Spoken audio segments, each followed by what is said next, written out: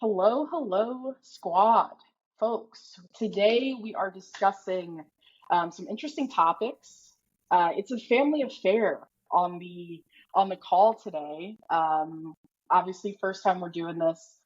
So topics we're going to hop into are going to be some of the top free agency moves that we love, and we're going to tell you why. And I'm sure some ugly ones that we don't love will come up just naturally.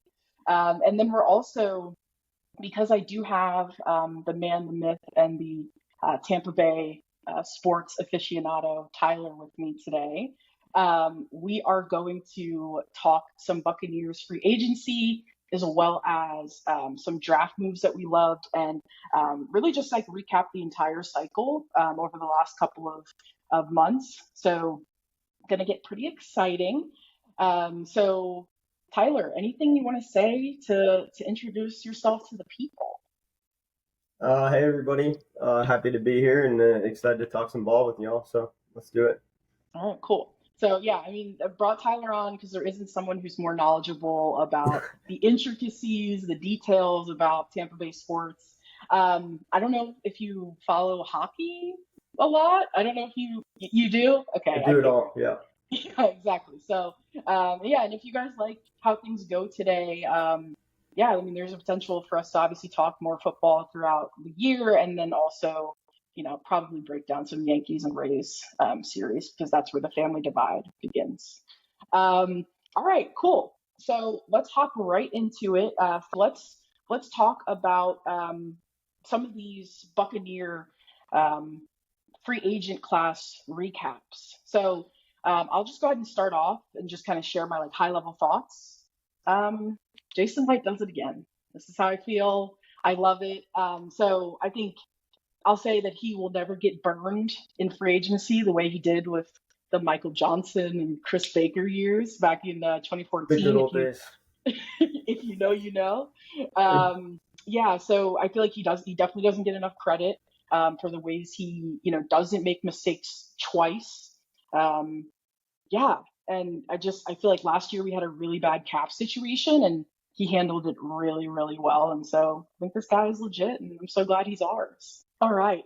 So, um, what kind of stands out to you in terms of whether it's the guys we re-signed who've been on the roster before, or even just some of the new guys? So names like Randy Gregory, you've got Bryce Hall coming in from the Jets, Jordan Whitehead. What kind of comes up to for you?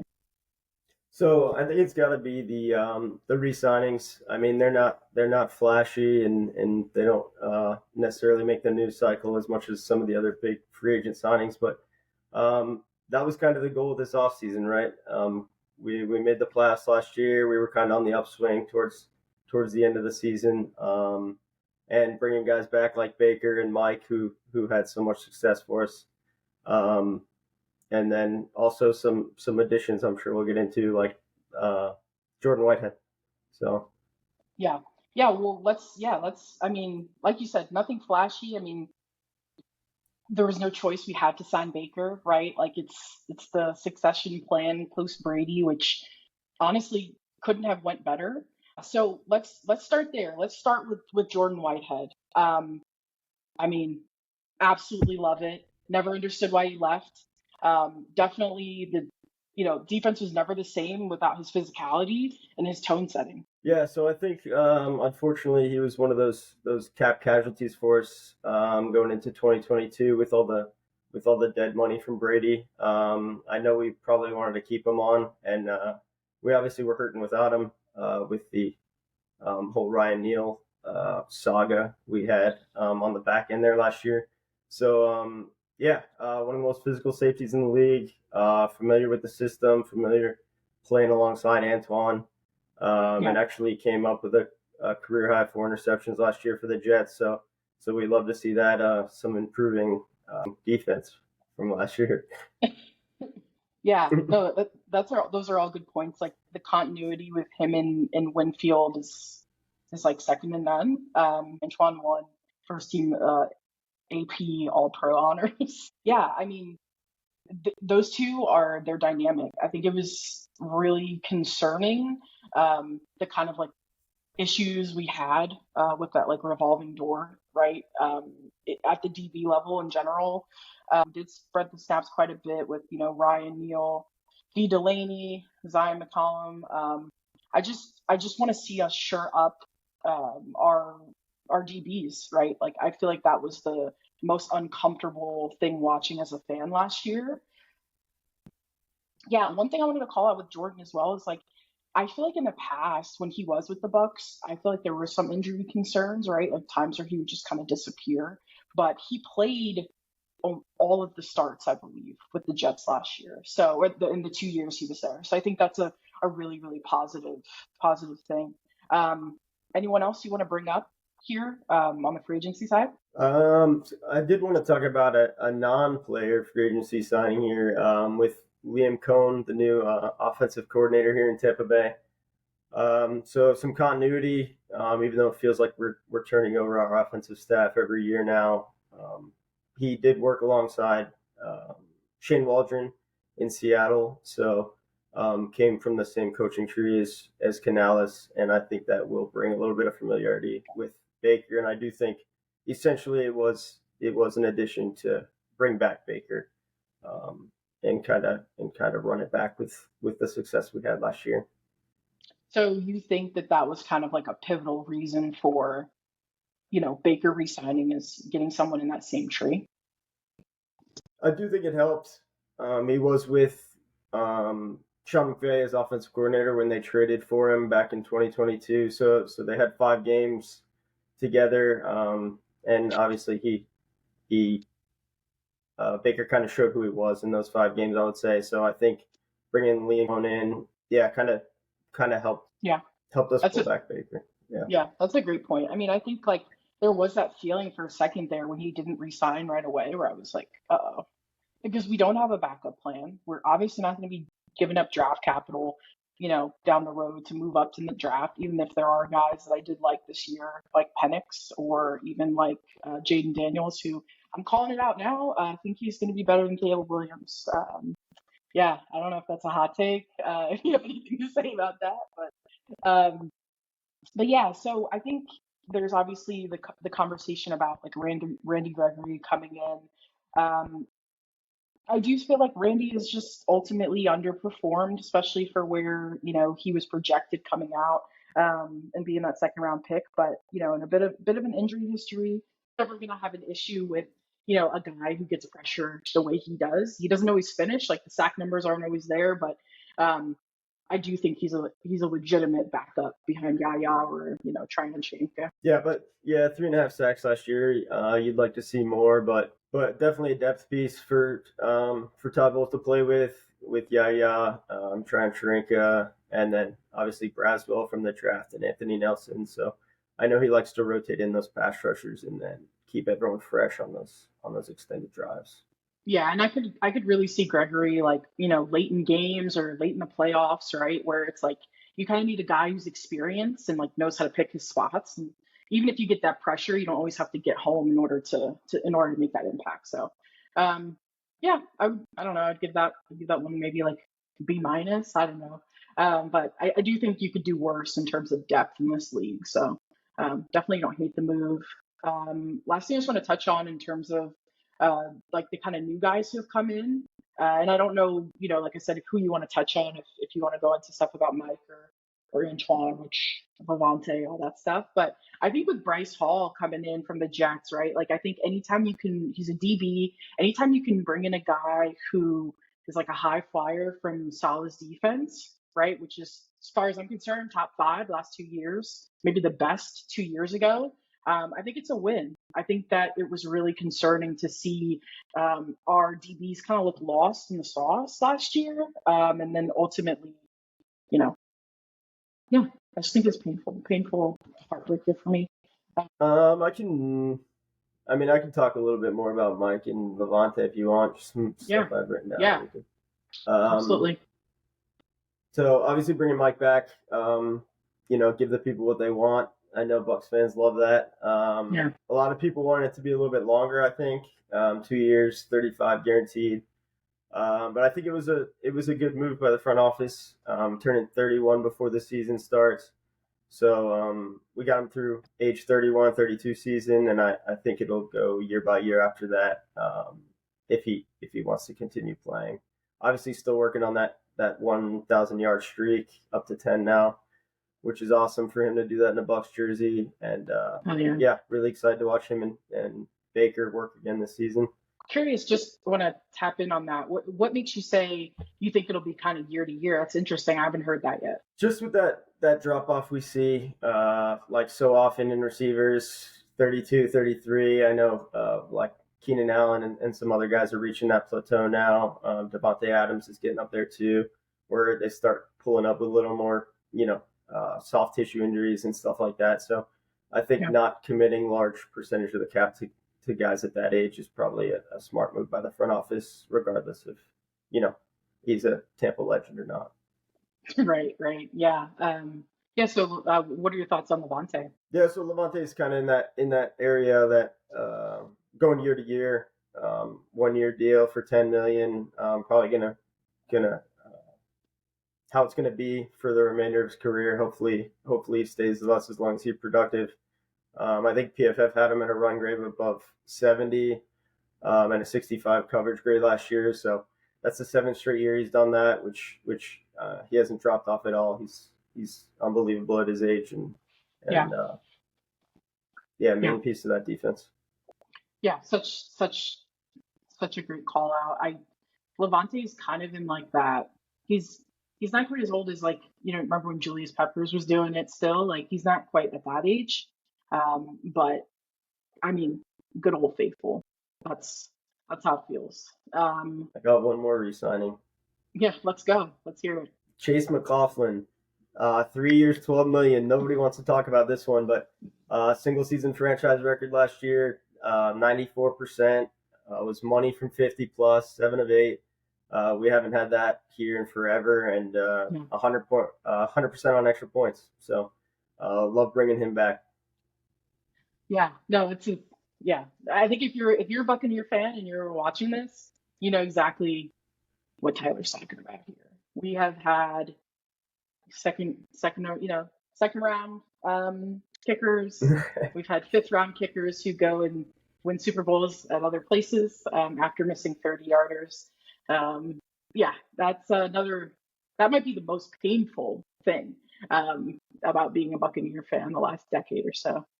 All right, let's pivot to kind of the draft class. I think one of the ones that you and I were actually texting about was Bucky Irving, pick number 125 in the 4th round. Listen, the guy does a lot at the line of scrimmage in terms of he's very versatile. We talked about how the Keyshawn Vaughn thing simply did not work out.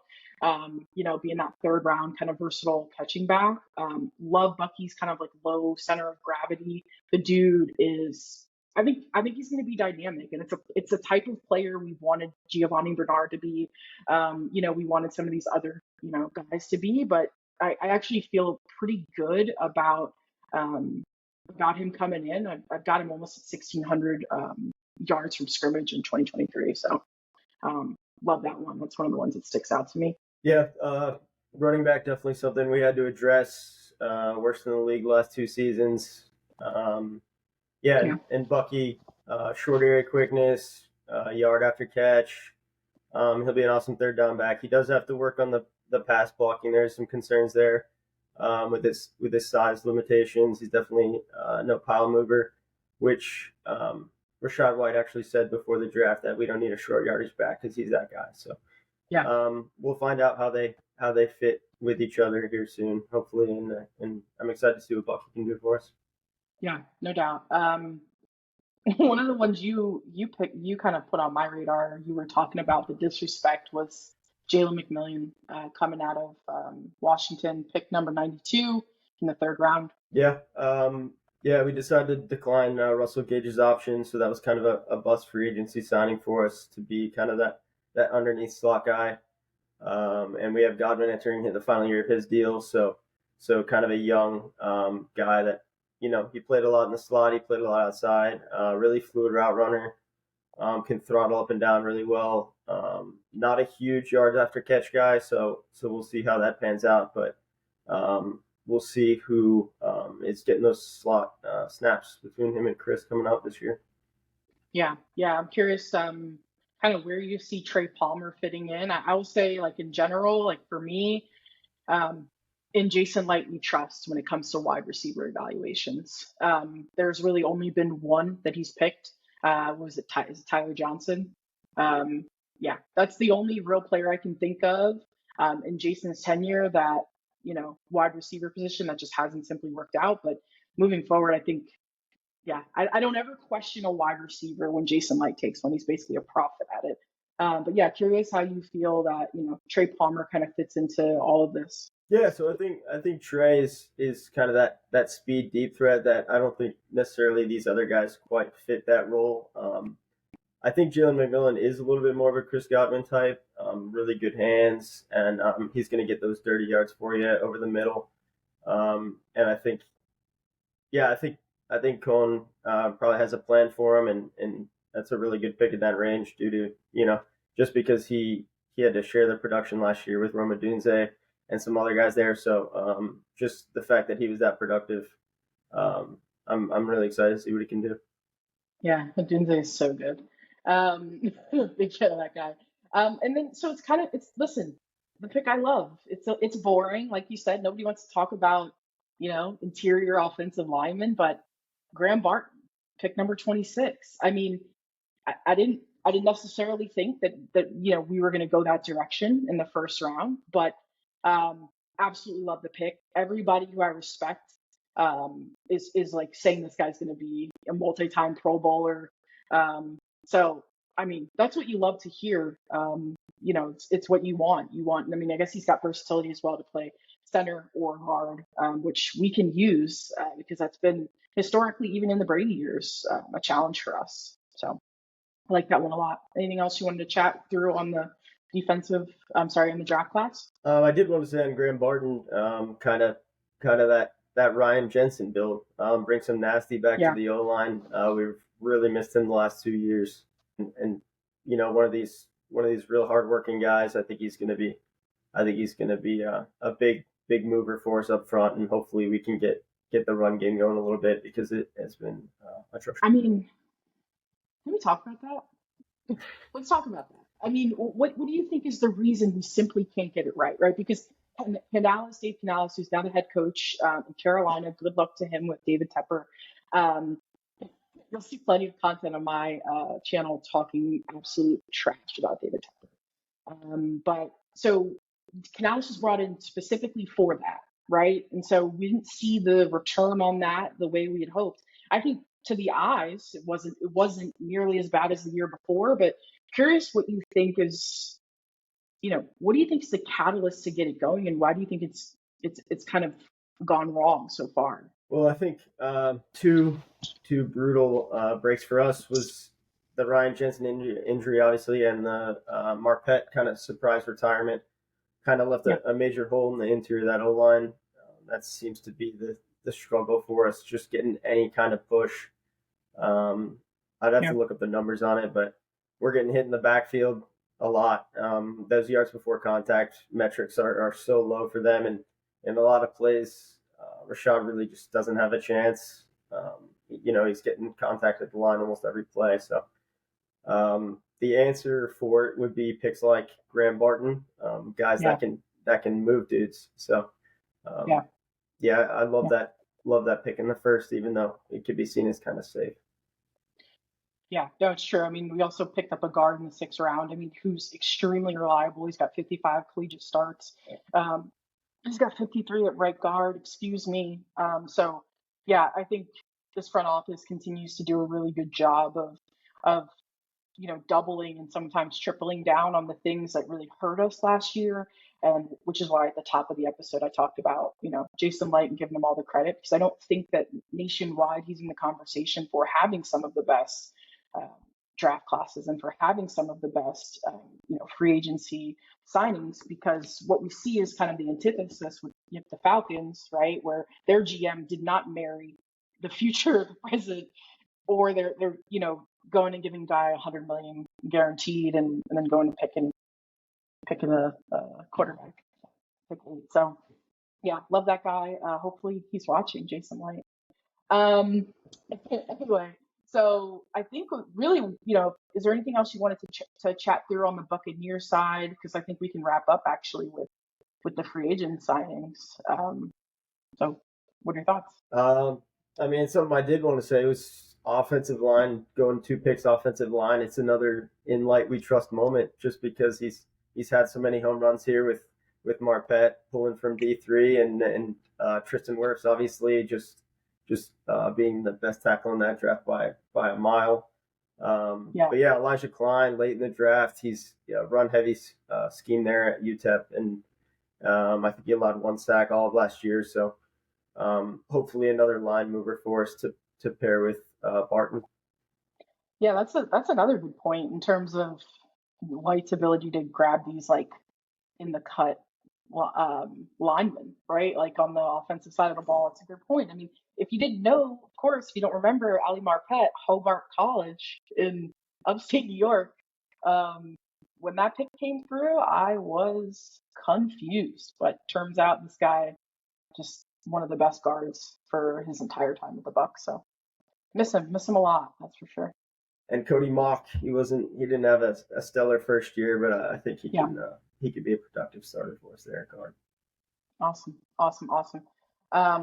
This has been really fun, I will say. And all right, cool. So let's round out with.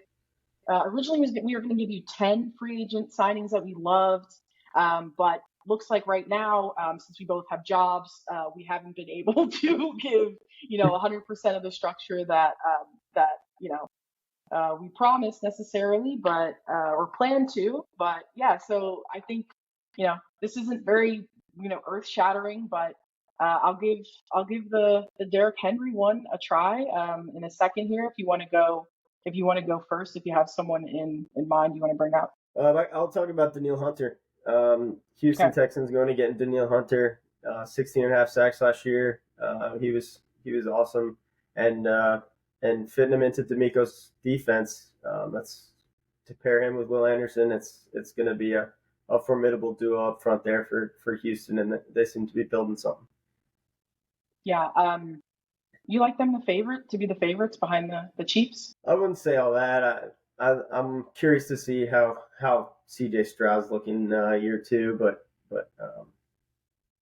yeah, they've got him the weapons, and they got Mixon there now, so I mean they got all the guys there, and with how D'Amico looked his first year as head coach, I think they're definitely up there, top 2 or 3 teams in the AFC.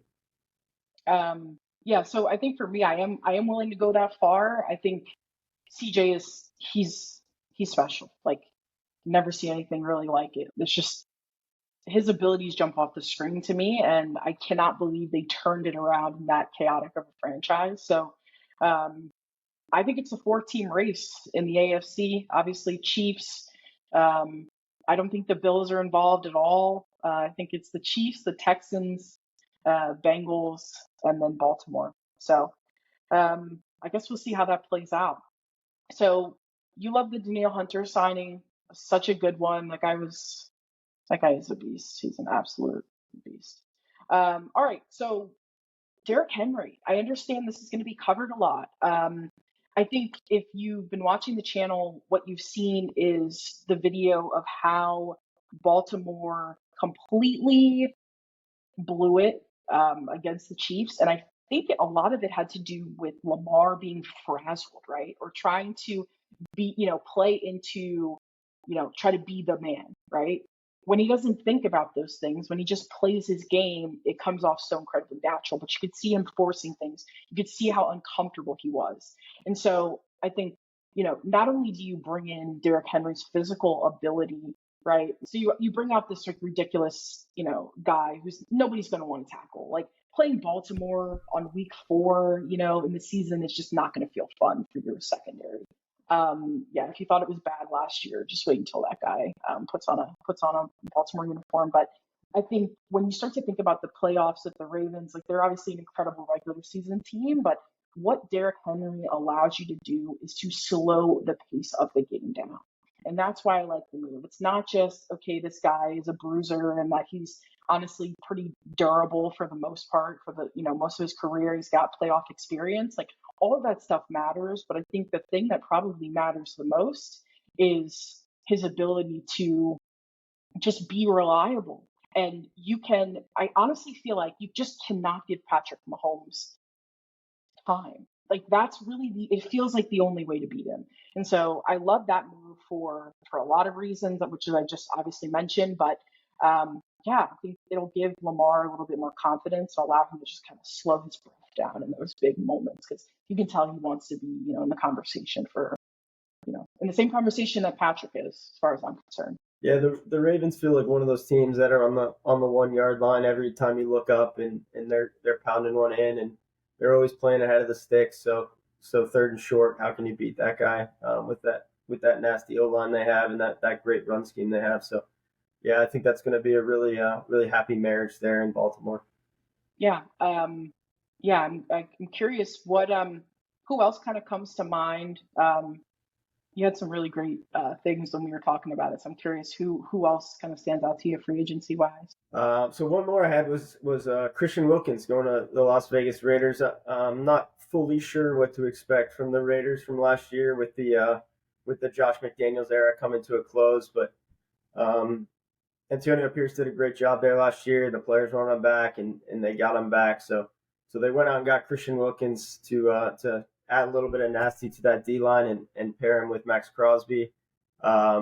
He's just turning 28, so he's still got some tread left on those tires. Right. Coming off a career high in sacks and quarterback hits last year. So I think that's a really big get for the Raiders defense and should help them a ton. I don't know. It always feels like the Raiders, they need everything, right? Like, yeah, Bit, yeah. I love the move because just having Max Crosby in general always seems to keep them somewhat in it. The Wilkins duo, I think it's going to be sweet. I do like it a lot.